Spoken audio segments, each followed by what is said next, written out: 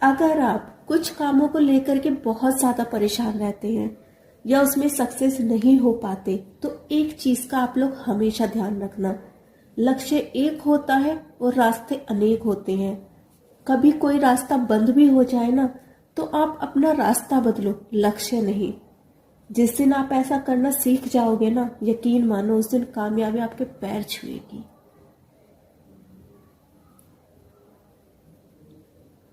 आज इस वीडियो में मैं आपके लिए स्वतंत्रता के पश्चात भारत विषय को लेकर के आई हूं।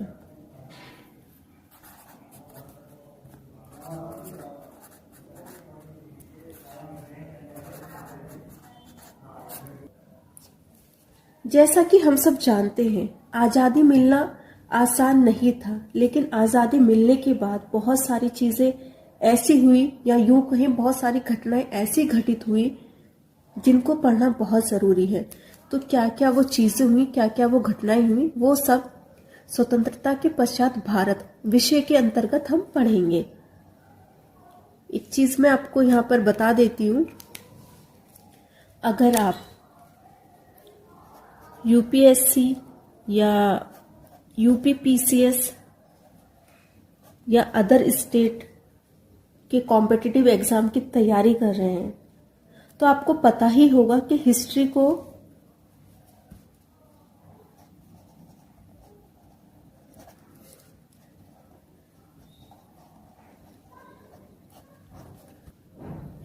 5 पार्ट्स में डिवाइड किया गया है।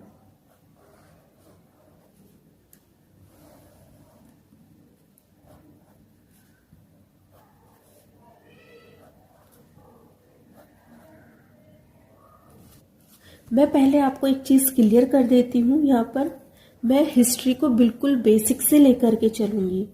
अगर आपको सिर्फ हिंदी पढ़नी आती है ना, और कुछ नहीं आता हिस्ट्री के बारे में, तो भी आप हिस्ट्री के बारे में जान जाएंगे। ये वीडियो बहुत ज़्यादा बेनिफिशियल होगी आपके लिए। आप समझ पाओगे कि आखिर हिस्ट्री पढ़नी कैसे है। आप यकीन मानिए, हिस्ट्री को रटा नहीं, पढ़ा भी जा सकता है, उसको अच्छे से समझा भी जा सकता है। और आप आगे वीडियो में भी देखेंगे कि जो मैंने समझाया वो आपके फिंगर टिप्स पे हो गया। और अगर आपको वीडियो अच्छी लगे, समझ में आए, तो ही आगे देखना, अदरवाइज आप वीडियो स्किप कर देना। अपना टाइम वेस्ट करने की यहाँ पर कोई ज़रूरत नहीं है। तो चलिए, हम कहाँ थे। अगर आप यूपीएससी, यूपीपीसीएस या अदर कॉम्पिटिटिव एग्ज़ाम की तैयारी कर रहे हैं, तो आप लोग जानते ही होंगे कि हिस्ट्री को 5 पार्ट्स में डिवाइड किया गया है। वो 5 पार्ट्स कौन कौन से हैं? पहला इसी को ले लेंगे, स्वतंत्रता के पश्चात भारत, या इसको कह सकते हैं भारत की आज़ादी के बाद का इतिहास। तो यहाँ पर मैं ये लिख लेती हूँ, भारत की आज़ादी के बाद का इतिहास।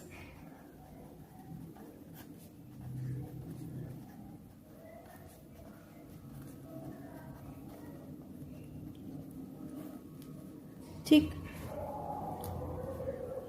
इसको इंग्लिश में बोलते हैं इंडिया आफ्टर इंडिपेंडेंस।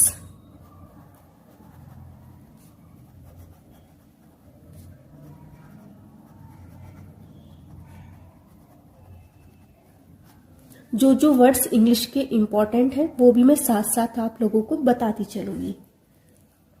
उसके बाद आ जाएगा विश्व इतिहास, यानी वर्ल्ड हिस्ट्री।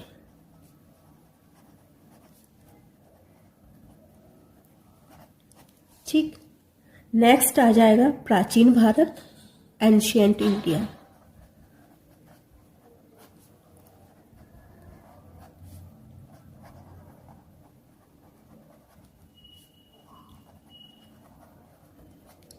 उसके बाद आता है मध्यकालीन भारत,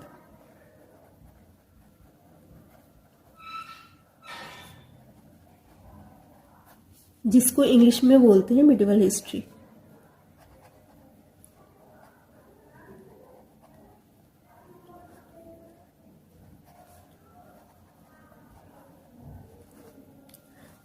मध्यकालीन भारत को मिडिवल हिस्ट्री बोलते हैं, या फिर आप बोल सकते हो history of medieval India.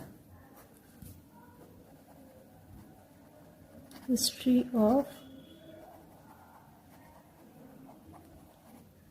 Middle India. ठीक। और सबसे लास्ट में आ जाएगा आधुनिक भारत।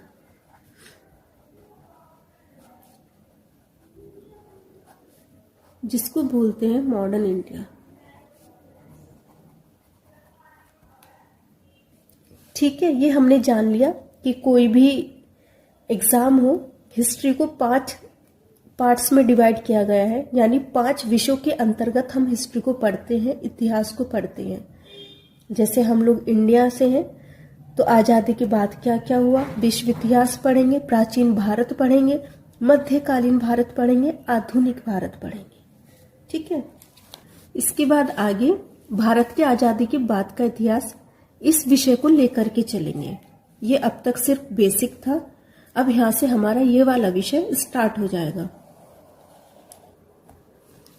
भारत की आजादी के बाद का इतिहास, ये बहुत बड़ा भी सब्जेक्ट नहीं है लेकिन छोटा भी नहीं है, ठीक ठाक है। तो चलिए देख लेते हैं आखिर आजादी के बाद इंडिया में क्या क्या हुआ।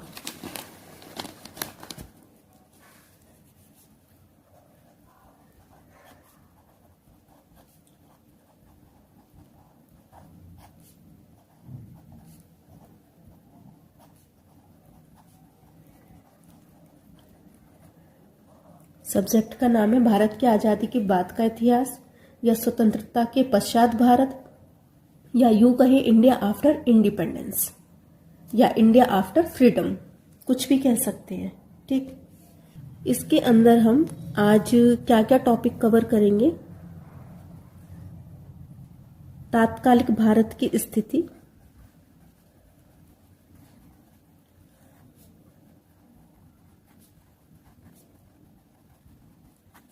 उसके बाद हम कर लेंगे विभाजन एवं उसके बाद की स्थिति,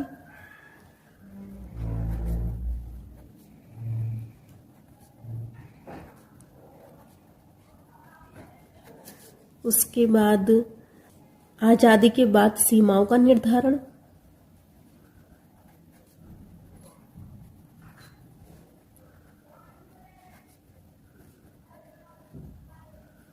और सबसे लास्ट में आज हम कवर करेंगे रेड क्लिफ योजना।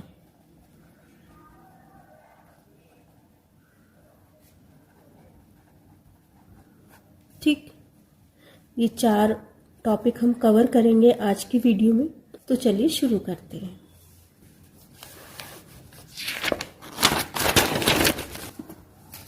जैसा कि हम सब लोग जानते ही हैं, 15 अगस्त 1947 को हमें आजादी मिली, यानी हम लोग आजाद हुए।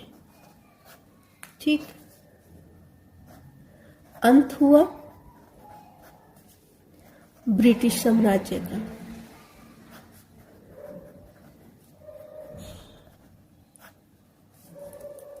लेकिन इसके लिए एक हमें भारी कीमत चुकानी पड़ी। वो क्या था?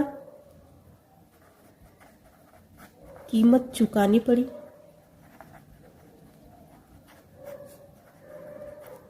वो क्या था? देश का विभाजन।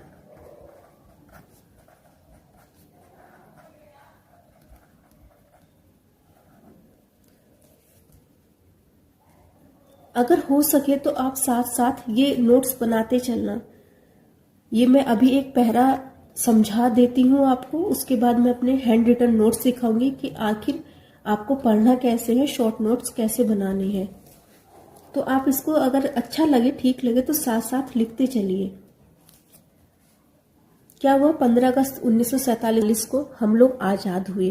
अंत देखने को मिला ब्रिटिश साम्राज्य का, लेकिन इसके लिए हमें एक भारी कीमत चुकानी पड़ी। वो था देश का विभाजन, यानी हमारा देश 2 जगह बट गया, पश्चिमी पाकिस्तान और पूर्वी पाकिस्तान। पूर्वी पाकिस्तान को अब हम लोग बांग्लादेश के नाम से जानते हैं।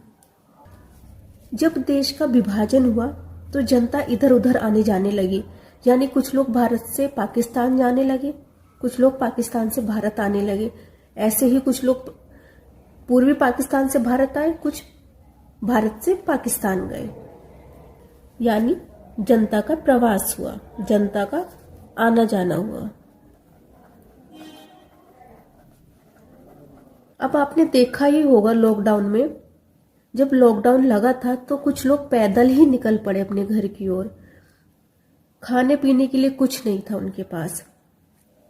ऐसे ही जब जनता आने जाने लगी तो उनके पास खाने पीने को कुछ नहीं था, जिसकी वजह से सांप्रदायिक दंगे होने लगे।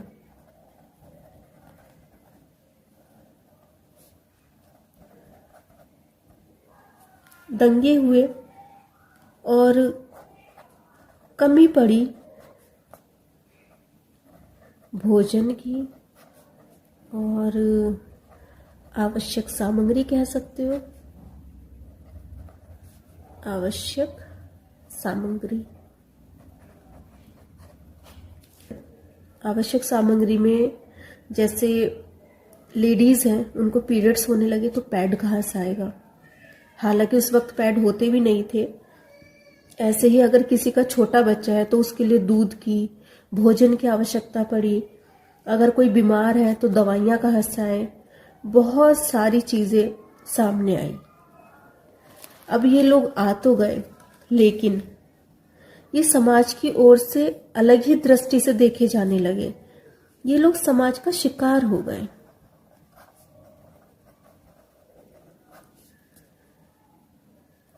द्वेष का शिकार हुए, पूर्वाग्रह का और बिछड़ेपन का।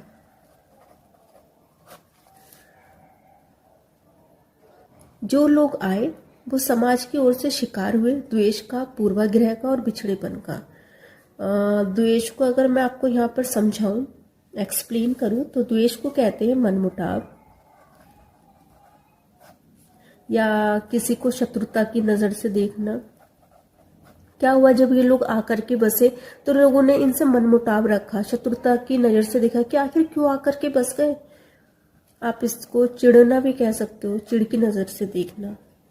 पूर्वाग्रह का मीन्स होता है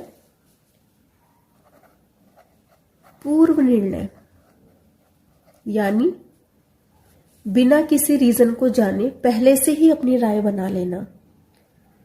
बिना बात को जाने पहले से अपनी राय बना लेना को पूर्वाग्रह कहते हैं, पूर्व निर्णय।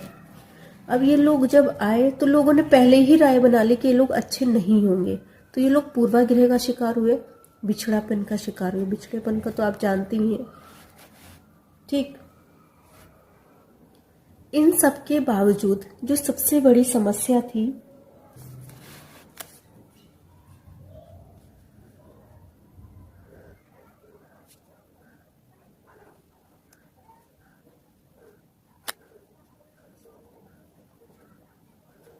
ये मैंने इंडिया का बहुत ही ज्यादा रफली मैप बनाया है। क्या था, इससे बड़ी जो समस्या थी सबसे बड़ी, वो थी जो भारत था,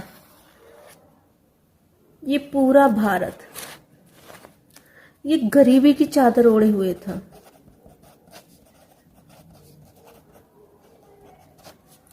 बहुत गरीबी थी हमारे देश में। अंग्रेज इतना लूट चुके थे कि हमारे देश में कुछ बचा ही नहीं था। बहुत ज्यादा गरीबी थी, ठीक। एक बार मैं शुरू से समझा देती हूँ। अब ये ना कुछ कुछ वर्ड्स हैं, जैसे 2 वर्ड्स हैं, इन 2 वर्ड से आप पूरी लाइन बना सकते हो। किस तरीके से, जैसे अभी समझाया मैंने। हमें आजादी मिली 15 अगस्त 1947 को, लेकिन आजादी के साथ साथ हमें अंत देखने को मिला ब्रिटिश साम्राज्य का। इसके लिए हमें एक भारी कीमत चुकानी पड़ी, वो था देश का विभाजन। यानी हमारा देश 2 जगह बट गया, पश्चिमी पाकिस्तान और पूर्वी पाकिस्तान में। विभाजन के बाद जनता का प्रवास होने लगा, जिसकी वजह से जगह जगह पर सांप्रदायिक दंगे हुए और उसी की वजह से भोजन की आवश्यक सामग्रियों की कमी पड़ी। और जो जनता का प्रवास हुआ, ये लोग समाज की ओर से शिकार हुए द्वेष का, पूर्वाग्रह का, बिछड़ेपन का। लेकिन इन सब के बावजूद जो सबसे बड़ी समस्या थी वो थी हमारा जो भारत था, हमारा जो देश था, वो गरीबी की चादर ओढ़े हुए था। यानी हमारे यहाँ बहुत गरीबी थी। अब मैं आपको अपने हैंड रिटन नोट्स दिखाती हूँ।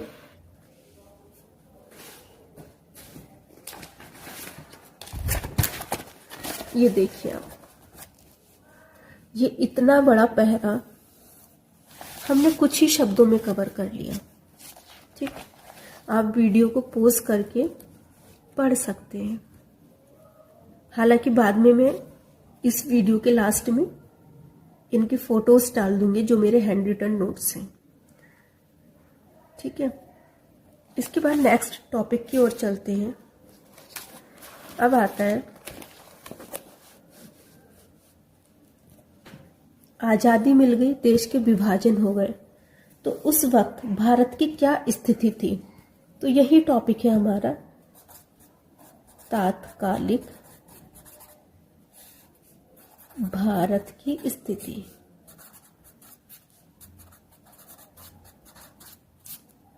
ठीक है,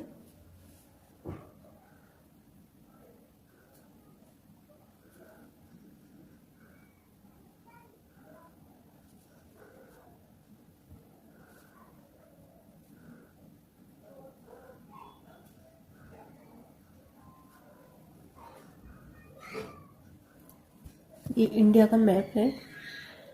हालांकि थोड़ा सा गड़बड़ हो गया है यहाँ से। अरे, ये हमारे इंडिया का मैप है। आप फोटो में भी देख सकते हो, इधर की ओर पश्चिमी पाकिस्तान आ गया और इधर बंगाल की तरफ पूर्वी पाकिस्तान है। अब क्या हुआ, जब हमें आज़ादी मिली तो हमारे देश में जगह जगह पहले ना मैं आपको दूसरे तरीके से समझाती हूँ। आप इमेजिन करिए,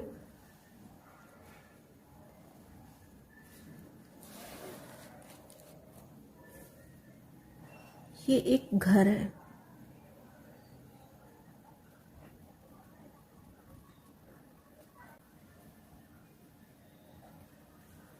अब मैं जो आपको बता रही हूँ आप उसको ध्यान से सुनना। हो सकता है बहुत से लोगों ने देखा हो, सुना हो, और कुछ लोगों के घर में वो चीजें हुई हो। क्या होता है, जब दो भाइयों के बीच में बंटवारा होता है तो जो भी चीजें हैं वो आधी आधी बट जाती हैं। ये घर था दो भाइयों के नाम, बीच में दीवार हो गई, इधर एक भाई का घर हो गया, इधर दूसरे भाई का। पहले एक ही घर में सब चीजें थी, लेकिन जब बंटवारे हुए तो चीजें भी इधर उधर गई, तो पूरी चीजें अस्त व्यस्त तो हुई। तो क्या हुआ, जब ये भाई अलग हुए तो इन्होंने अपनी चीजों को समेट कर रखा, यानी चीजों को एक जगह करके रखा। समेटने को कहते हैं विलय करना, मिलाना, अरेंज किया। ठीक,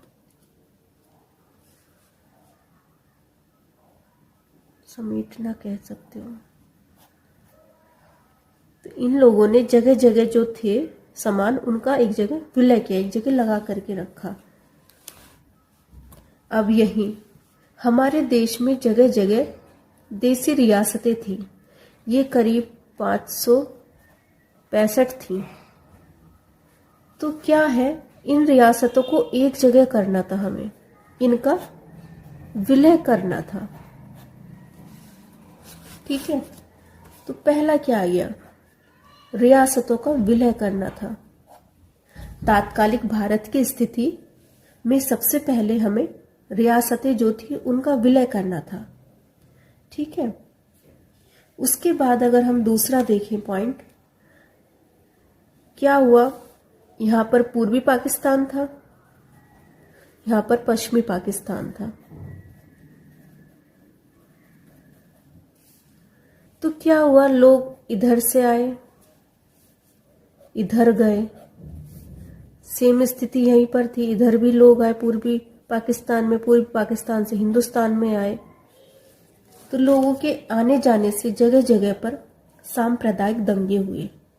तो हमारा जो सबसे पहला काम था, सांप्रदायिक दंगों को रोकना था।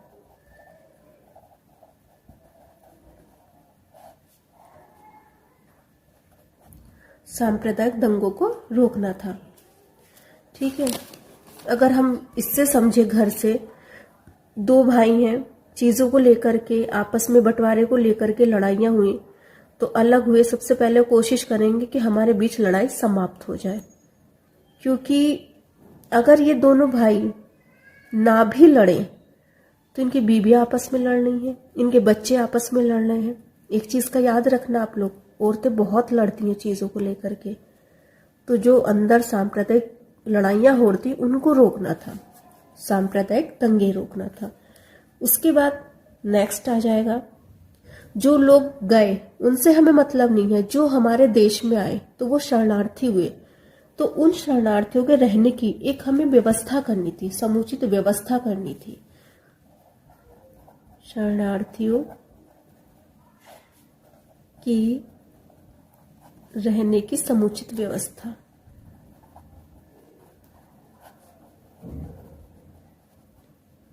ठीक है।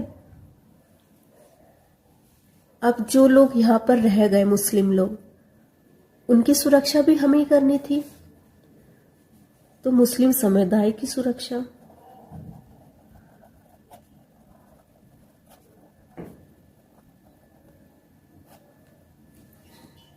उधर पाकिस्तान बंटवारे को लेकर के खुश नहीं था, तो उससे युद्ध की आशंका हो रही थी। ठीक है।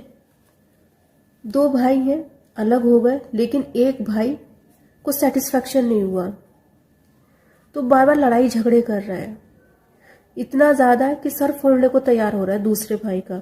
ऐसा होता भी है, देखा है मैंने। कभी आप गांव में जाकर के देखना, जब बंटवारे होते हैं एक दूसरे का सर तक फोड़ देते हैं, लड़ाइयां होती हैं खूब।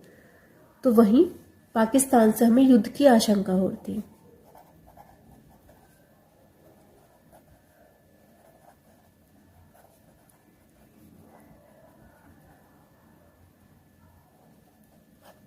पाकिस्तान से युद्ध की आशंका के लिए हमें रणनीति बनानी थी, मतलब जो आशंका थी।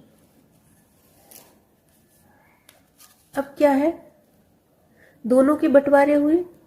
पहले घर के कायदे कानून अलग थे, अब दोनों के अलग अलग होंगे। वो अपने हिसाब से चलेगा, ये अपने हिसाब से चलेगा। तो जब कायदे कानून अलग होंगे तो उसके लिए संविधान का निर्माण करना पड़ेगा। तो संविधान का निर्माण करना था।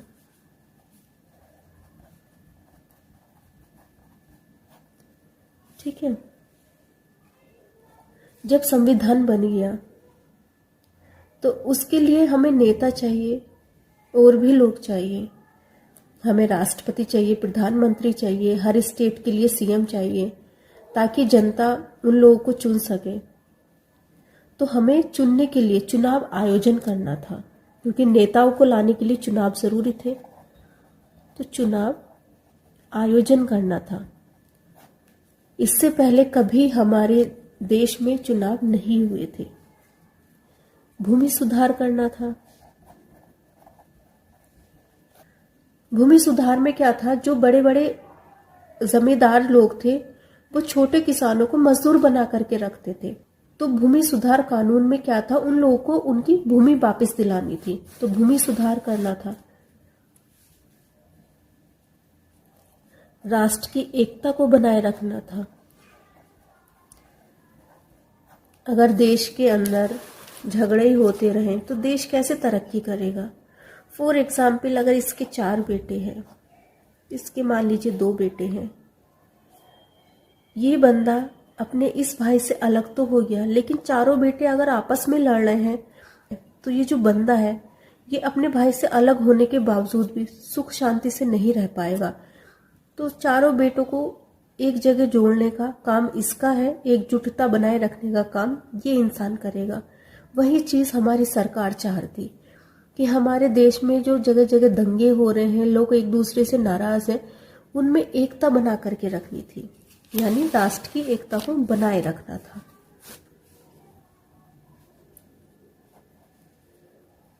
हमें आर्थिक विकास करना था।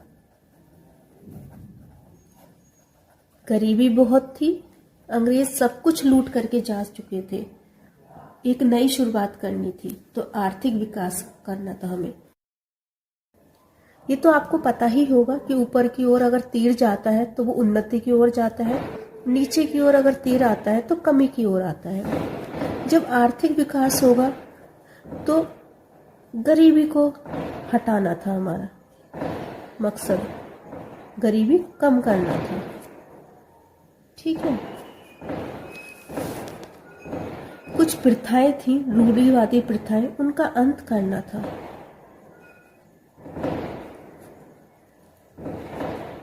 जो रूढ़िवादी प्रथाएं थी, रूढ़िवादी जो भी आप बोले, प्रथाएं थी, उनका अंत करना था और एक विदेश नीति की रूपरेखा तैयार करनी थी।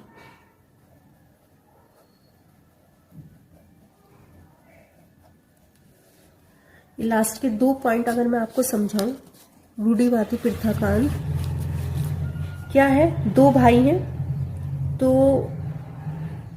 एक बड़ा भाई होगा, एक छोटा भाई होगा, यानी एक जेठ होगा, एक देवर होगा, जो घर की औरतें हैं। अब देवर से तो कोई दिक्कत नहीं है, लेकिन जिसका जेठ होता है घर में, पहले क्या होता था, औरतें पल्लू करती थी, सर ढकती थी। अगर कोई बड़ा आ जाए, जेठ आ जाए घर में, ससुर आ जाए, तो सर पर उनके पल्लू रहना ही था। हर वक्त वो बेचारी पल्लू रख करके घूमती थी, जबकि दूसरी ऐसा नहीं करती थी क्योंकि उसका देवर उससे छोटा था। अब जब ये अलग होगा, बीच में लाइन खिंच गई, एक दीवार हो गई, तो ये अपने बच्चों और पति के साथ खुश है। तब उसको सिर ढकने की कोई जरूरत नहीं है। अब ये पूरे घर में बिना सिर ढके आराम से घूमती है। अरे अब तो कभी कभी जींस टॉप भी पहनती है। ये स्थिति हो गई है। तो सोचो, एक घर के बंटवारे से एक प्रथा का अंत हुआ, पर्दा प्रथा का। हमारे पूरे देश में न जाने कितनी प्रथाएं होंगी। जो कुप्रथाएं थी उनका अंत करना था, यानी रूढ़िवादी प्रथाओं का हमें अंत करना था। विदेश नीति की रूपरेखा तैयार करनी थी।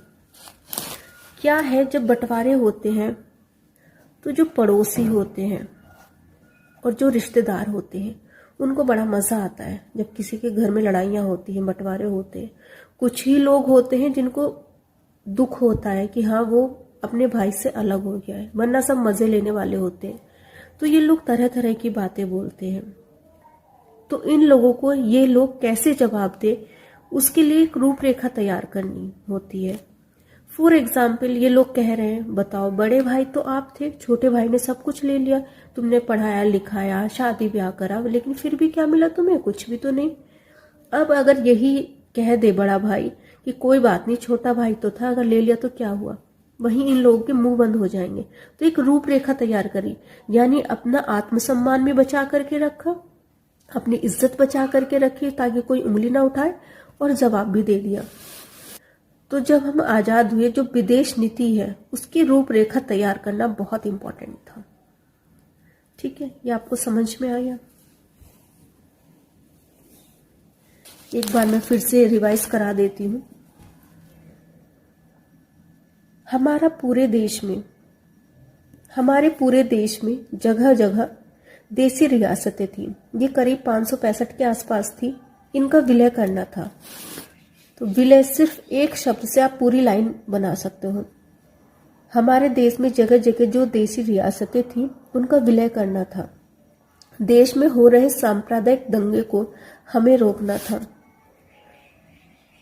दूसरे देश से आए शरणार्थियों के लिए समुचित व्यवस्था करना सरकार की जिम्मेदारी थी। साथ ही साथ मुस्लिम समुदाय की सुरक्षा भी सरकार की थी। पाकिस्तान से युद्ध की जो आशंका थी उसके लिए हमें एक रणनीति तैयार करनी थी। संविधान का निर्माण करना था, चुनाव आयोजन करना था, भूमि सुधार कानून को लागू करना था, राष्ट्र की एकता को बनाए रखना था, आर्थिक विकास करना था, गरीबी को कम करना था, रूढ़िवादी प्रथाओं का अंत करना था और साथ ही साथ विदेश नीति की रूपरेखा तैयार करनी थी। समझ आया? चलिए मैं आपको नोट्स दिखा देती हूँ। ये देखिए आप, ये आप वीडियो को पॉज करके देख लेना। मैं नेक्स्ट दिखाती हूँ।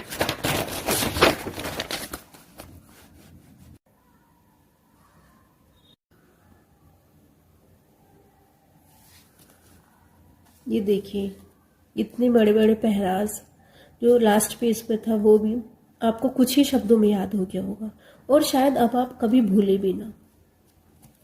तो चलिए अपने नेक्स्ट हेडलाइन की ओर चलते हैं, विभाजन एवं उसके बाद की स्थिति।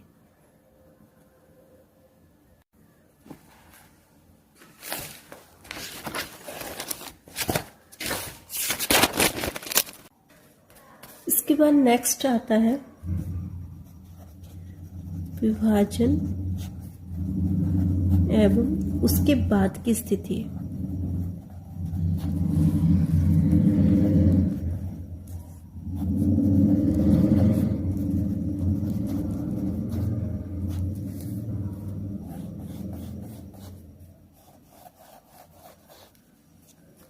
क्या हुआ, हमें आज़ादी मिली, लेकिन उसके साथ साथ हमें विभाजन की त्रासदी भी देखने को मिली। और ये सब जो हमें मिला था, ये विरासत में मिला था। किसकी ओर से? अंग्रेजी हुकूमत की ओर से। क्योंकि अंग्रेजों ने हमें इतना लड़वाया कि हमें बंटवारे करा दिए। मीन्स अगर मैं आपको बताऊं, पहले अंग्रेजों ने राजा को राजा से लड़वाया, नवाबों को नवाबों से लड़वाया, फिर खुद लड़े, फिर उसके बाद धर्म के आधार पर लड़वाया, जिसकी वजह से हमारे देश का बंटवारा हो गया। और इसी बीच दो राष्ट्र का सिद्धांत सामने आया।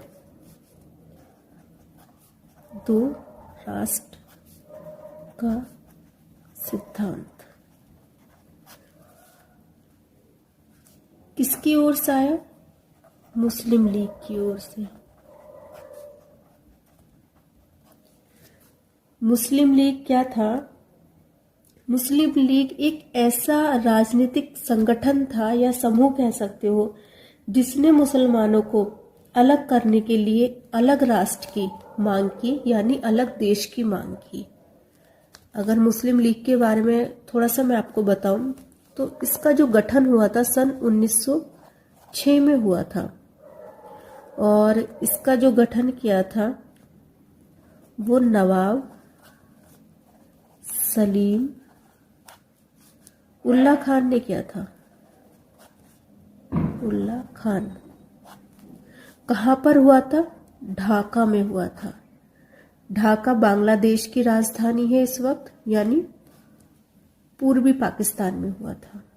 पहले तो भारत का ही हिस्सा थे 1906 में, तो ढाका में इसकी स्थापना हुई थी।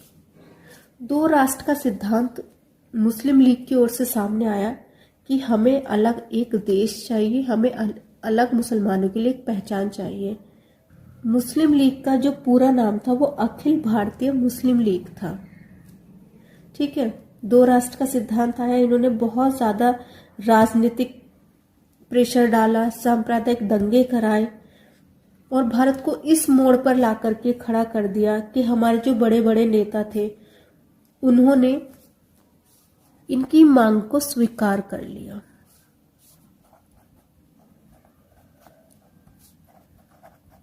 किस मांग को? विभाजन की मांग को, अलग देश की मांग को। ठीक है, अब देश अलग होगा तो कैसे कैसे सीमाएं बने, कहाँ कहाँ बंटवारा हो, उसके बाद ये टॉपिक आ जाता है, यानी सीमाओं का निर्धारण।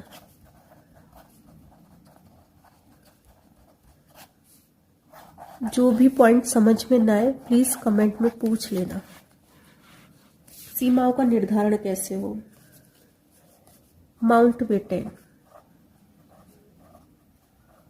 इनको तो आप जानते ही होंगे। माउंटबेटन योजना के नाम से भी एक अच्छा बड़ा टॉपिक है।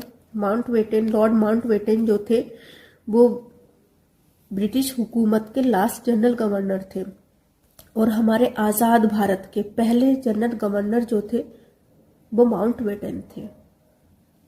माउंटबेटन ने क्या किया? एक योजना बनाई। इस योजना में ब्रिटेन की ओर से एक ऑफिसर को बुलाया गया जिसका नाम था सर सिरिल रैडक्लिफ। ये जो आदमी था ये पेशे से वकील था ब्रिटेन में। इसको भारत बुलाया गया कि आपको सीमाओं का निर्धारण करना है बंगाल और पंजाब की। ये पेशे से वकील पहली बार भारत आया था। ये 40,000 रुपए में इसको उस वक्त बुलाया गया। पहली बार भारत आया, इसको कुछ नहीं पता था, ठीक है। इसको टारगेट दिया गया कि आपको 6 सप्ताह के अंदर सीमा का निर्धारण करना है, यानी 2 देशों के बीच सीमाओं का कहाँ कहाँ पर खिंचाव हो, ये आपको निर्धारण करना है। ये काम इनको दिया गया, इसीलिए स्पेशली इनको बुलाया गया था 40,000 रुपए में। उसके साथ आप ये भी ध्यान रखोगे कि संचार के साधन कैसे हो दोनों देशों के बीच, पर्वत पहाड़ का बंटवारा भी अच्छे से हो जाए और जल का भी बंटवारा हो। सिर्फ जगह बांटना काफी नहीं था, इन चीजों का भी ध्यान रखना था। और 17 अगस्त 1947 को माउंटबेटन के द्वारा घोषणा की गई कि अब देश अलग हो चुके हैं। जैसा कि हम सब जानते हैं, हमें आज़ादी 15 अगस्त को मिली थी, लेकिन लोगों को पहले पता चल गया था कि देश अलग अलग हो जाएंगे, तो लोगों ने पहला ही आना जाना शुरू कर दिया। लेकिन 17 अगस्त 1947 को कौन किस सीमा में है, इसकी घोषणा हुई थी।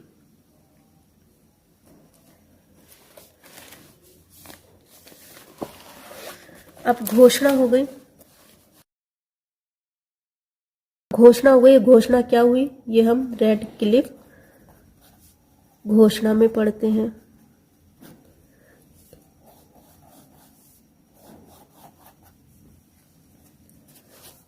क्या हुआ, इनको कहा गया कि विभाजन का जो आधार हो वो धर्म के आधार पर होगा। जहां हिंदू ज्यादा है वो क्षेत्र हिंदू में रह जाएगा, जहां बहुत ज्यादा संख्या मुस्लिम की है वो क्षेत्र पाकिस्तान में चला जाएगा। अब सबसे बड़ी जो समस्या थी रेड क्लिफ के सामने, जैसे कि मैंने कहा, ये पहली बार भारत आए थे। इनको हमारे ना तो रहन सहन के बारे में पता था, ना वेशभूषा के बारे में, ना खान पान के बारे में। बस इनको धर्म का आधार बता दिया कि इस आधार पर आपको बंटवारा करना है। जो इंसान जहां पर रहन सहन है,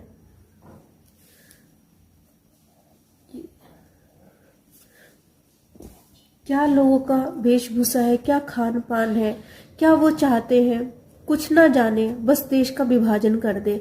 दूसरा, जो 6 सप्ताह का वक्त दिया गया था, बहुत कम समय था। आप सोचिए, अगर कोई इंसान आज के टाइम में कहीं भी जाना चाहे तो उसके पास बहुत सारी सुविधाएं हैं। वो फ्लाइट से जा सकता है, ट्रेन से जा सकता है, बस से जा सकता है। अगर ना भी जाना चाहे, वीडियो कॉल के थ्रू बहुत सारी चीजें जान सकता है। आजकल इंटरनेट की सुविधा हो गई। उस समय ऐसा कुछ नहीं था। जैसा इनको बताया गया रेड क्लिफ को, वैसा ही इन्होंने ध्यान में रख करके, जो इनकी जो कमेटी थी उसके जो लोग थे, जैसा उन्होंने बताया उसको ध्यान में रख करके बंटवारा कर दिया। और जो हिंदुस्तान और पाकिस्तान अलग हुए, इधर ये पश्चिमी पाकिस्तान, इधर ये पूर्वी पाकिस्तान आ गया था, ये ऊपर भारत है, जम्मू कश्मीर। तो ये जो लाइन खींची थी, जो बंटवारा हुआ था, इसको रेड क्लिफ लाइन बोलते हैं। घोषणा हो गई, रेड क्लिफ लाइन खींच गई, लेकिन उसके बाद की स्थितियां क्या क्या रही, उसके बाद क्या हुआ, ये हम नेक्स्ट वीडियो में पढ़ेंगे। आज की वीडियो में सिर्फ इतना ही था। अगर वीडियो अच्छी लगी हो तो लाइक शेयर कमेंट कर देना, चैनल को सब्सक्राइब कर लेना। और हाँ, आपको एक चीज़ और बता देती हूँ मैं, अभी हैंड रिटन नोट्स दिखा दूंगी जितना मैंने समझाया वो। अगर आपको ये नोट्स चाहिए तो आप ले सकते हो, परचेज कर सकते हो। ये मेरा यहाँ पर कॉन्टैक्ट नंबर है, आप इस नंबर पर कॉल करके हमसे नोट्स परचेज कर सकते हो। मेरे पास सभी सब्जेक्ट्स के नोट्स हैं और वीडियोस भी सभी सब्जेक्ट्स की आ जाएंगी। ठीक है, नोट्स की प्राइस क्या होंगी ये मैं इसी वीडियो में आपको बता देती हूँ, ताकि ऐसा ना हो आप बाद में परेशान हो जाए। सभी सब्जेक्ट्स के नोट्स हैं लगभग, जैसे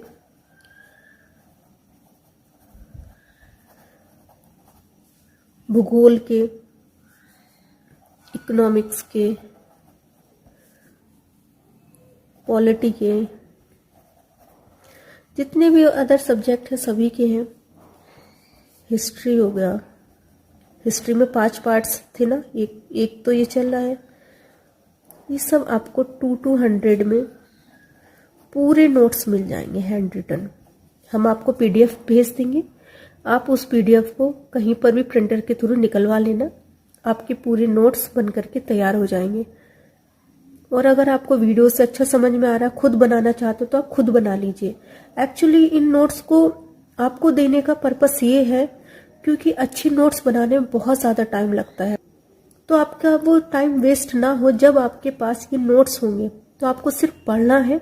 शॉर्ट नोट्स मैं यहाँ पर बनवा दूंगी, इसको नोट कर लेना, और जब एग्जाम हो इन सबको एक बार रिवाइज कर लेना। अदरवाइज बहुत ज़्यादा वक्त लगता है नोट्स बनाने में, बहुत बहुत मीन्स बहुत ज़्यादा। आप कभी बना करके देखना अच्छे से कलरफुल पेन से। ठीक है, तो आपको ये 200 में बहुत ही कम रेट में सारे नोट्स मिल जाएंगे। और करंट अफेयर अगर की बात करूं मैं,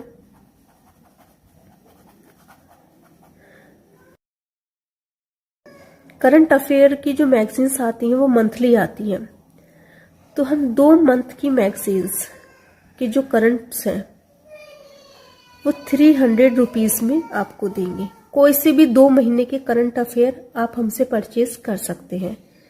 लेकिन हाँ, जैसे मैंने अभी पढ़ाया आज़ादी के बाद भारत, इसकी तकरीबन 35 से 40 वीडियोस बनेंगी। और ये जो सब्जेक्ट है ना तो बहुत बड़ा है, ना ही बहुत छोटा है, इसीलिए इसका जो प्राइस होगा वो 100 रुपीज़ होगा। तो अगर आपको ठीक लगे आप इस नंबर पर, ये जो नंबर आ रहा है इस पर कांटेक्ट कर सकते हैं, नोट्स को परचेज कर सकते हैं। वैसे अगर आप 100-200 रुपए खर्च करके खरीद भी लोगे तो आपको कोई नुकसान नहीं होगा। जैसे वीडियोस आएंगी आप पहले से पढ़ करके तैयार रहना, आपको एक बेसिक मिल जाएगा पढ़ने का। ठीक है, और जैसे आपकी इच्छा। तो चलिए मिलते हैं नेक्स्ट वीडियो में।